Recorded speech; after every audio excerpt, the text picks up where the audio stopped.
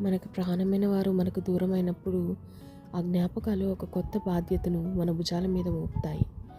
ఆ నిశ్శబ్దంలో మనకు తోడుగా వచ్చే బంధమే మనకు అసలైన ధైర్యం.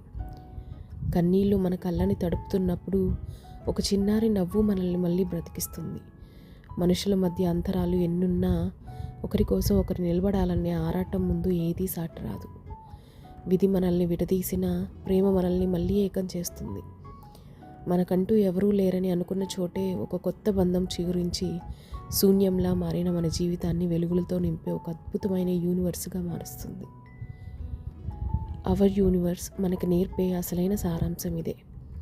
కుటుంబం అంటే కేవలం మనం పుట్టుకతో పంచుకున్న రక్త సంబంధం మాత్రమే కాదు. మన జీవితం అతలాకుతలమైనప్పుడు మనకు తోడుగా నిలబడేవారే నిజమైన కుటుంబం.